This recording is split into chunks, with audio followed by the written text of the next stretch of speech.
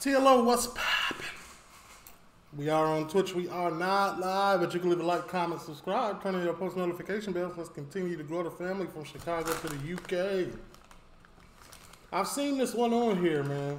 I just haven't gotten around to it, but today's the day, man. Don't forget we are partnered with the Blueprint Mastermind. The link to this specific one is down below. And if you're looking for any of my old videos, they are located here. And don't forget to become a member of the Patreon team. This is all the videos on there. Link down in the description. Let's get to it, man. Gang members on gun wars. Crime stories by gang members. Let's get into this, man. Don't forget, as always, I'm not glorifying, sensationalizing, or condoning any of the acts and stories told on here. Simply to educate myself and others of the history or current state of issues around the world. Following presentation is intended for a mature audience. It contains graphic descriptions of crime scenes, adult dialogue, and strong language. Viewer discretion is advised. What sort of criminal activity were you seeing growing up? Criminality. The first person I seen ever get stabbed was my dad. My mum stabbed my dad in his chest, his shoulder, his arm. Do you know, some I became violent because what I seen at home, learnt behaviour, so to speak. Yeah, man. Went from selling weed, selling crack, heroin at 13 years old on the street, carrying knives, carrying guns. I can say this because I've got a conviction for both. So it went from not so much violence to a lot of violence pretty quick. At one stage, the area that I grew up in, I would have thought it was quite good. But then, as I got older into my early teens, I started to feel the impact of the area. We started to take things changed. It was like a Rastafarian. It was our parents were Rastafarian, so there was a lot of culture within our households. Then, probably from the late 80s, that's when you started to see a lot of breakdowns within the family. So a lot of by the time we was 5, our dad was gone. It was just our mom, and then things started to change because the culture was changing. It went from righteousness to gangster shit. It's more black on black crime now. It wasn't black against whites when I was growing up. Obviously we had white brethren and mixed race brethren, but it's like black on black. Do you know what I mean? Whereas we're quick to pick up, we're quick to come together and tell the white guy when he's caught. That's similar to me. The guy from the Johnson crew, at about 2 years old, 3 years old, that's why I remember not seeing my father around. And there was a lot of Jamaicans around my neighborhood as well. Rastas. And at first it was all about protecting the block. But you get older, protection from who? Other blocks? Because you can't protect us from the police, you know? But yeah. Calling our man a black man, this and but we're willing to kill each other. Easy as well. Do you know what I mean? And a lot of my beef is with people that I went to school with. Some of them have stayed at their house, and they've stayed at my house as a kid. I didn't really get pushed into it. I chose to do it because we're both big men and we both admit that we had choices. The first time I got arrested, I got caught in McDonald's with machete. The last time I was arrested, I got caught with McDonald's with 500 bullets. Hey, stay out of McDonald's. What's up with you? McDonald's, bro. Favorite restaurant.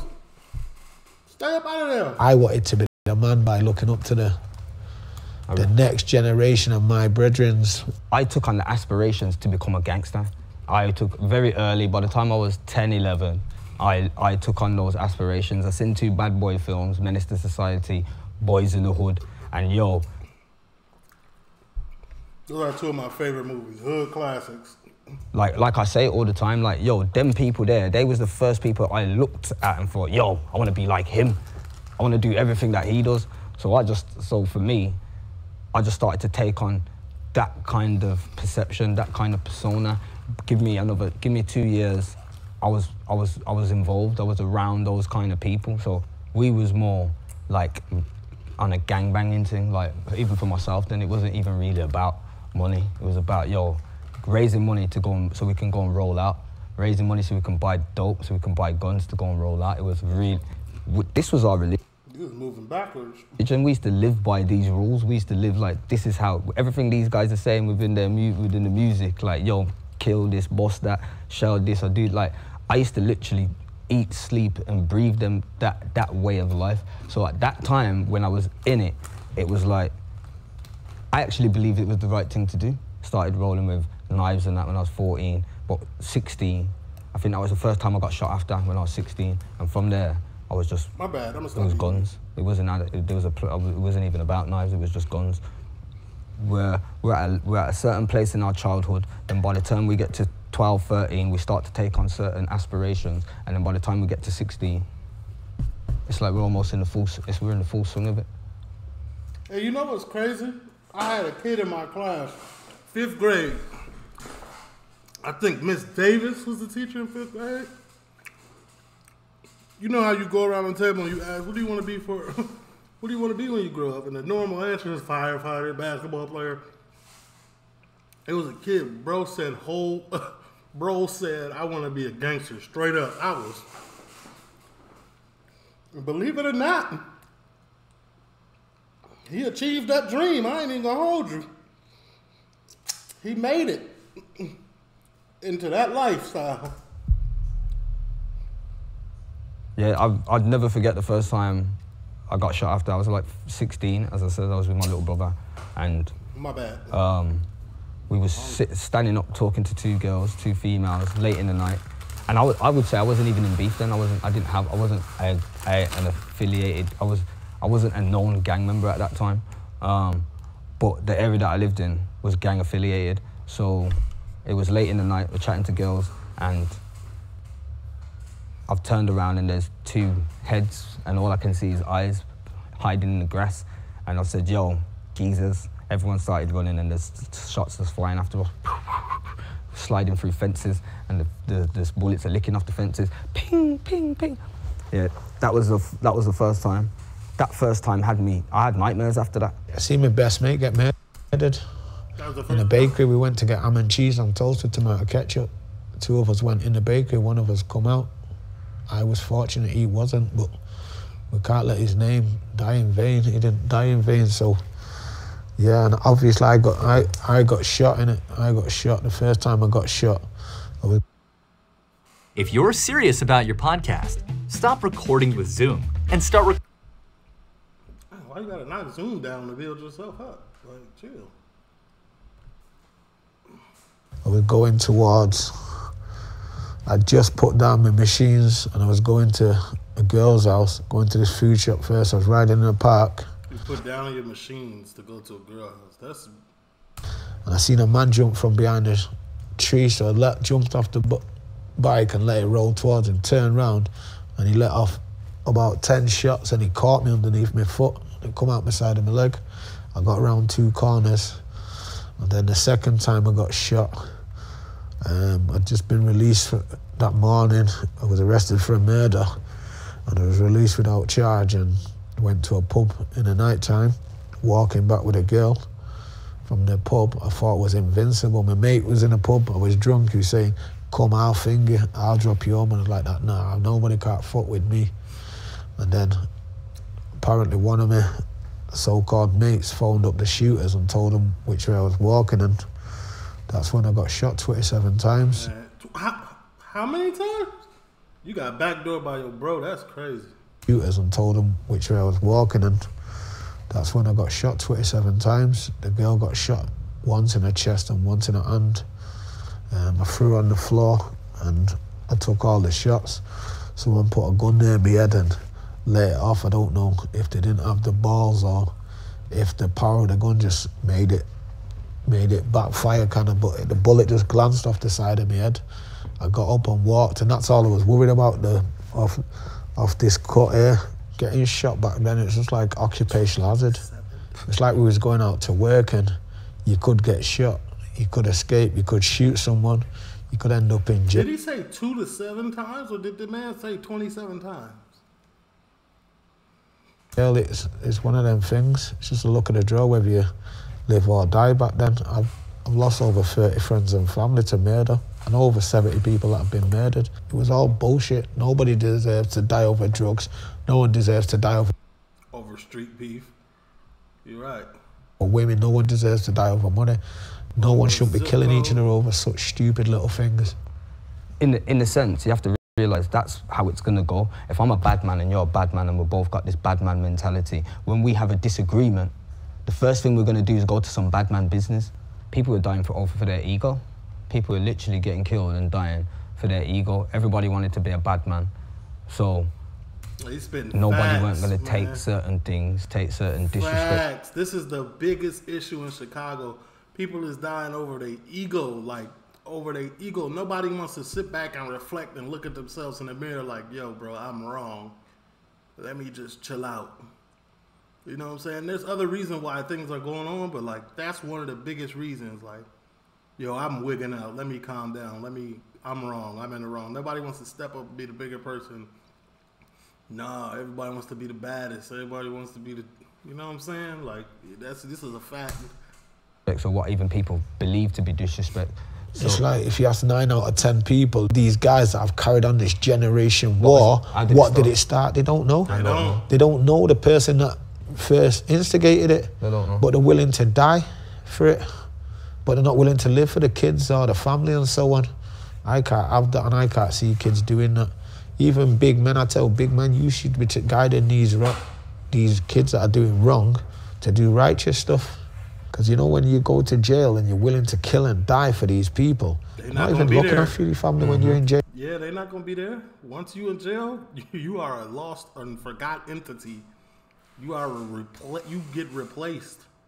Any of y'all ever worked at Asda or Aldi's or any grocery store? And you know when you first get hired, you think you a good old team member. Yes, I'm in there. Ooh, I'll get a lunch break. Ooh, I might get 50% off. Look at the perks. Soon as something go wrong, pew, you're fired, replaced. Same thing. Not the exact same thing, but prison. How many times were you both in and out of prison? Like, what was the longest time you had to do? I received 3 sentences totaling 17 years, 10 months, and the longest time I was in there was 5.5 years. And these was like, people say sentences have gone higher. They haven't. They've gone higher, but now you only do half. When I done sentences, it was 2/3.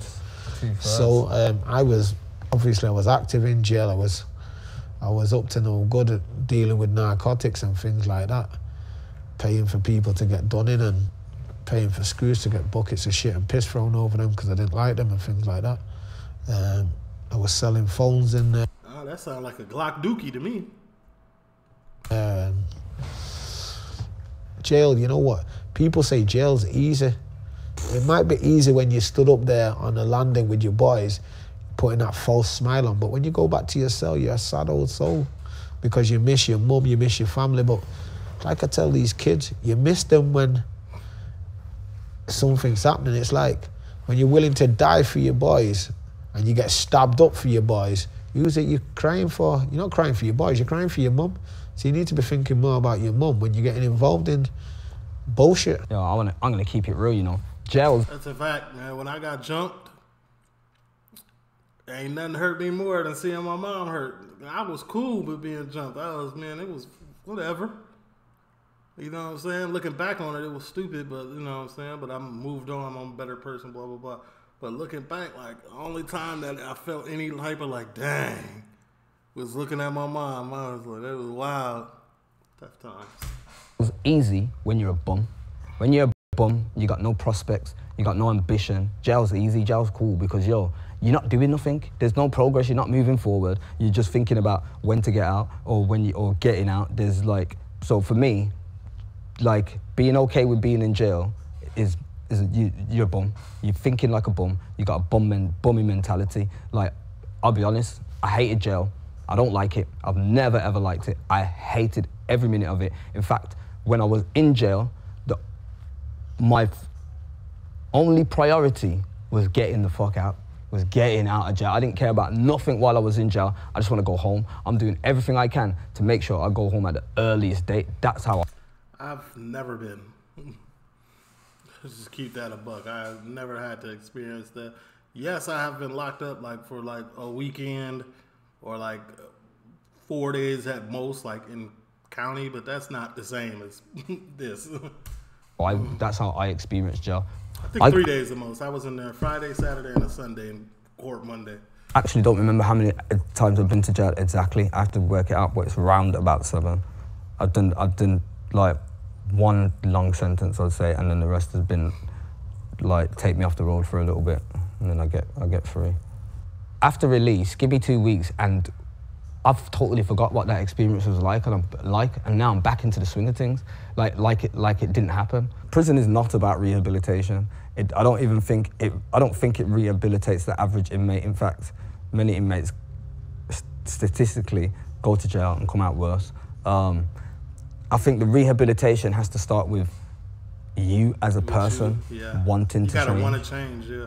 And then taking the steps to do that. Yeah, I agree. You gotta want to change.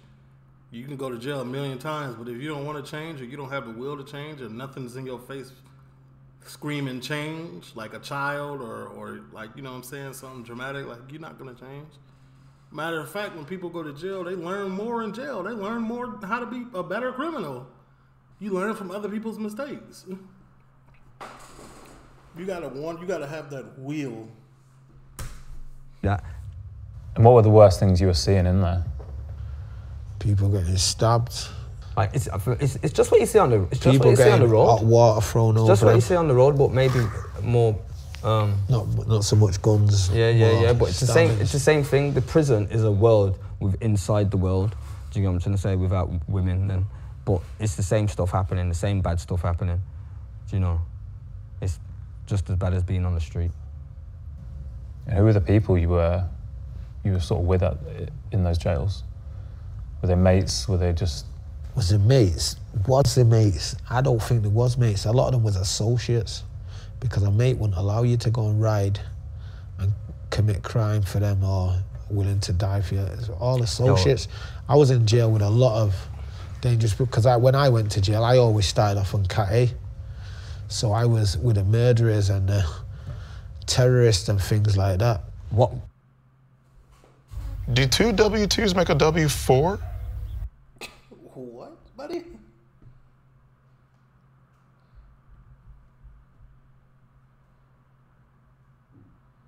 Nobody would really think.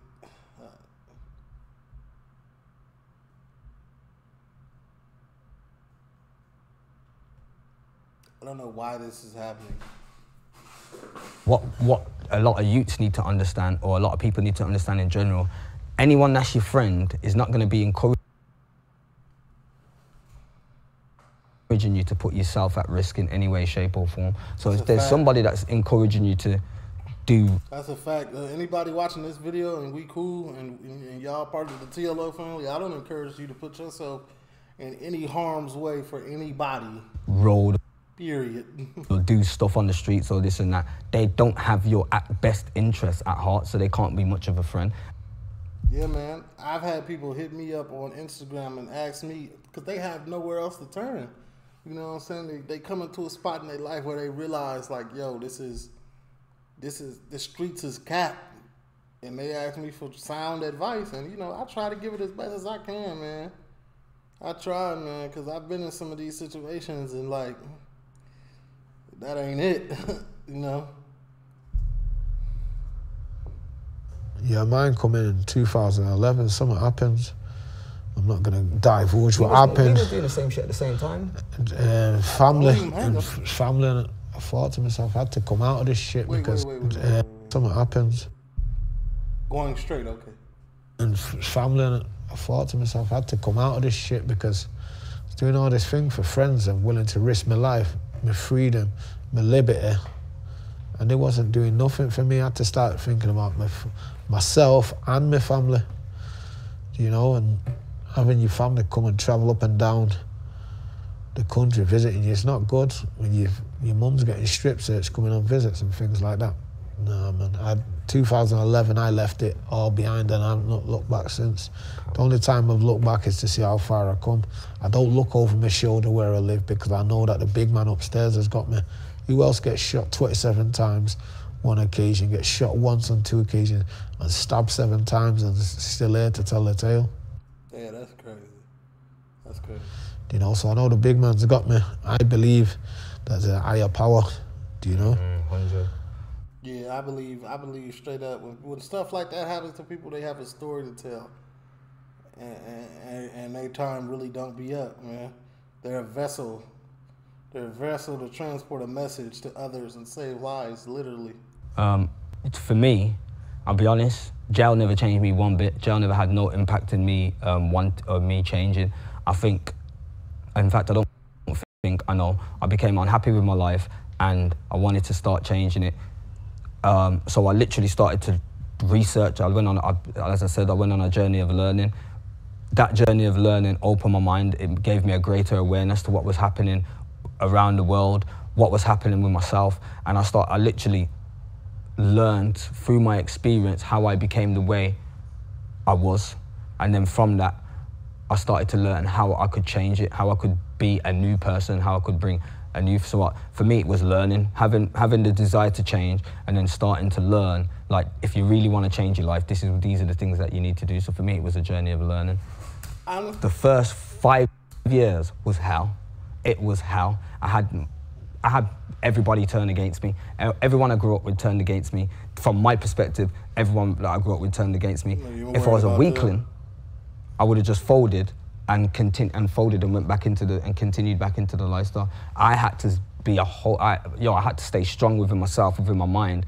I had to fight an internal battle, because at that time there was an internal battle going on in my head. Like, yo, I need to light up something. I need to do something. I need to hurt someone. So I can't have people talking shit about me. I can't have people thinking certain things about me. So there was a whole battle in my head for years where it's like, yo, I'm on a new path now. Now I'm trying to save my people. Real shit, I'm trying to save my people. It's bigger than just working with children and this and that. I'm literally trying to save my whole community. Like, it's a culture that's been pushed on us, fam.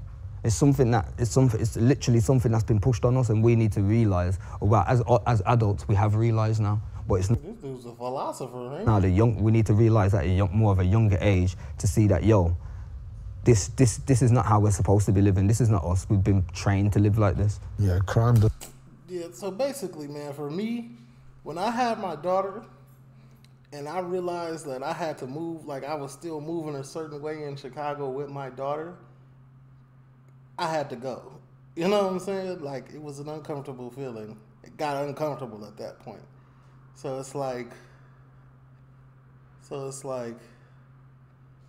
Chicago has a weird way. Even if you're not involved, they make you like just living in certain neighborhoods makes you feel involved. You get what I'm saying?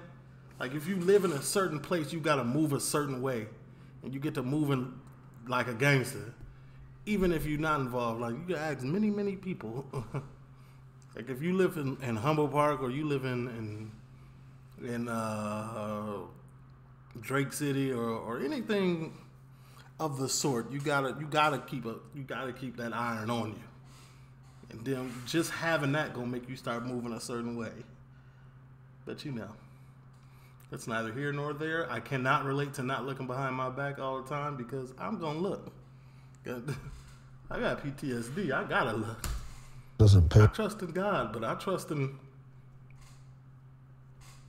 myself too. It doesn't. We don't profit off it. If I kill 10 of your people, you kill 20 of my people. No one's won that war. We're both lost. When you're in those types of circles, you almost have to become that way to a degree. So I'd just rather not put myself in those type of circles, so I don't have to act, or I don't get caught acting out of character, because it can still happen. That old me it hasn't gone away, it's still there. Facts. That's why I try to limit myself from going out, because people don't really know me like that, and they be trying me in Miami. So I just rather, put myself in no situations at all. The best situation is for me to be in front of this video, reacting to this. And if you are watching this, don't forget you are a first responder, so hit that like button. It is important. It may not be important to you, but it's important to me. Thank you.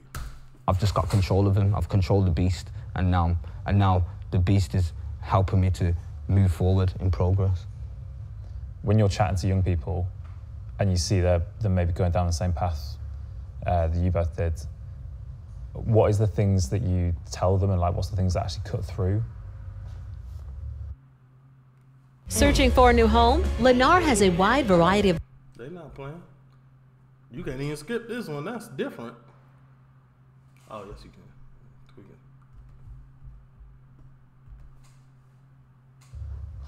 I tell them about, you need to be thinking about the parents. I tell them about my whole situation, what I went through when I was in jail, with what happened to family members and all that. That made me have to think about going back to that life. You know, I tell them, you go to jail, something happens to your mum. You can't go to funerals. If your mum goes in hospital, you can't go there. You know, you're willing to die for your friends. It's deeper than that. I tell them the reality of what happened in my situation, and a lot of people start crying. Some of them will take something from it, some of them won't, but all of them will remember what they've been told. Probably one of the most impactful conversations I've had with a young person, and this wasn't in a professional settings, was when I was dropping a kid home after school, picked him up after school because there's troubles going on, and like, I ain't gonna lie, this kid was kind of on it as well. He wasn't trying to back down from whatever was going on. He was kind of on it, and it was kind of just pissing me off that he's not seeing what's happening. I'm speaking to him about his parents, his mom, how she's already prepared herself to get the knock on the door to hear that he's either gone to jail for killing someone or he's been murdered. Now, I've literally said that to the kid, like, this is what your mom thinks right now. Don't you see what's... And that didn't do nothing. I got to a stage where I got angry and I just flipped out and I says, listen, all right, safe. If you're really on this thing, I'll round up your brethrens, I'll go and round up them youths, you go all get your knives and I'll put you in a park and you do your thing and kill each other, because at least that way, your mums can get it over with, they can get on with their life, all your parents can go through the trauma, go through the grievances, and then they can, get on with their lives, because all of yous are now dead. I left him, dropped him off. 20 minutes, half an hour later, his mum messaged me, said, I don't know what you said to him, but thank you. I can't, and I don't even know what conversations he's had with his mum after that, but she said, thank you, I don't know what you said to me. And I was a bit worried at first because I flipped out on him, but he said, after that, the next day he phoned me, totally different tune, because then I faced him with the reality. Man, that reality check will reach you before a lot of things. TL, leave a like, comment, subscribe, turn on the post. I'm gone.